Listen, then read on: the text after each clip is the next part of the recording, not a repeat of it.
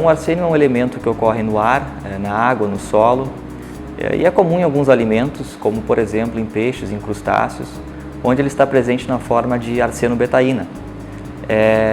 E a preocupação com o arsênio é porque há indícios, dos riscos associados ao consumo de alimentos contendo arsênio para a ocorrência de câncer, como por exemplo o câncer nos rins, no pulmão, na pele, no fígado também. Então daí a preocupação com os teores de arsênio em alimentos.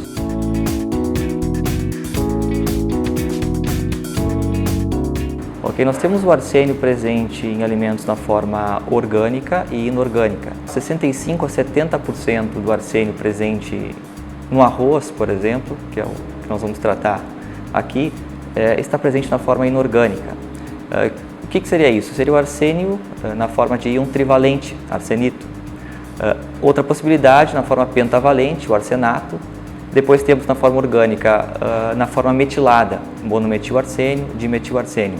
O que mais preocupa do ponto de vista de genotoxicidade são as formas inorgânicas, que têm um potencial então mais genotóxico, comparado à forma orgânica.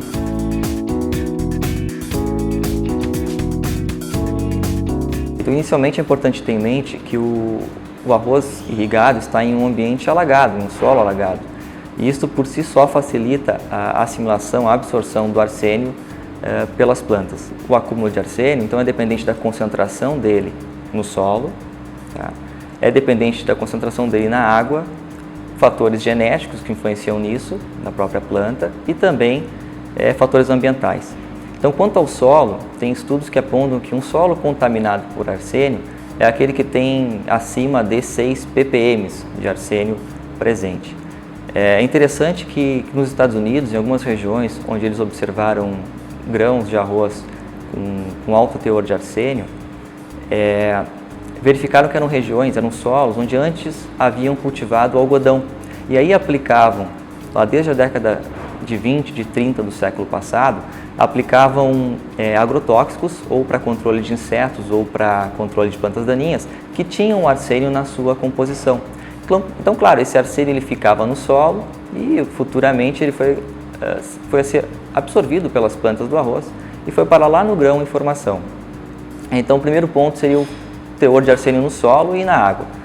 Quanto aos fatores genéticos, para que haja o transporte de arsênio lá para o grão em formação, a planta tem que ter lá a presença de alelos, por exemplo, no cromossomo 6 e 8 do DNA, que codifiquem para a presença de transportadores do ácido silícico, que vai então fazer o transporte do arsênio lá do solo, da água até o grão em formação. Na ausência desses transportadores, não vai ocorrer, por exemplo, o acúmulo de arsênio na forma de metilarsênio, forma metilada.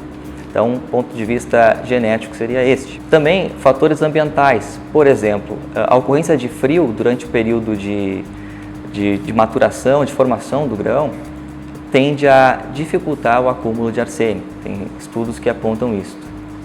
É importante também salientar que cultivares de ciclos mais longos, de acordo com alguns estudos, tendem a acumular mais arsênio do que cultivares de ciclo mais curto.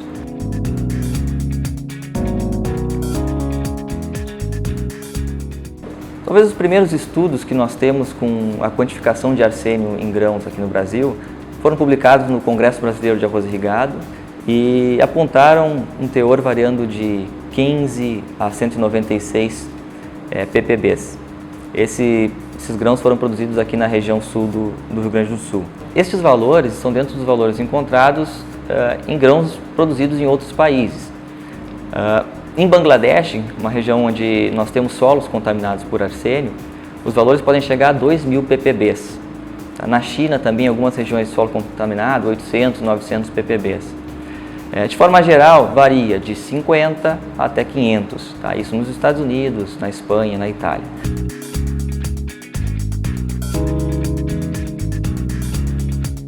Ainda muito há de se pesquisar quanto à disponibilidade do arsênio presente em matrizes alimentares mais complexas, como é o caso do arroz, após a digestão, como que é a absorção lá no intestino delgado. É muito diferente quando o arsênio está presente na água, por exemplo. Então não se sabe ao certo quanto à disponibilidade. Isso é um primeiro fator favorável, digamos assim, ao arsênio que está presente em matrizes alimentares um pouco mais complexas.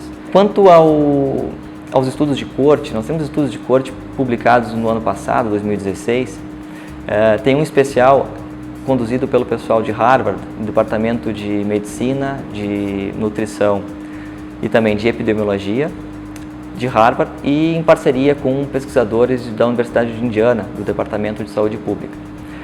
Esse estudo está publicado no International Journal of Cancer, e onde ficou claro que não há associação alguma entre o consumo de arroz nos Estados Unidos, tá, com a incidência de câncer. Como que foi feito esse estudo? Então, um estudo epidemiológico, conduzido com mais de 200 mil pessoas, tá, de 3 cortes diferentes do ano de 79. Então, essas pessoas lá em 79, elas tinham de 20 a 75 anos e não apresentavam câncer. Okay? Durante os 26 anos subsequentes, foram acompanhados, então, consumo de arroz, tanto integral quanto o arroz branco polido, e a ocorrência de câncer nessa população. E não foi verificada correlação alguma com os cânceres de rins, de pulmão, de fígado, de pele também, de mama, no caso da mulher.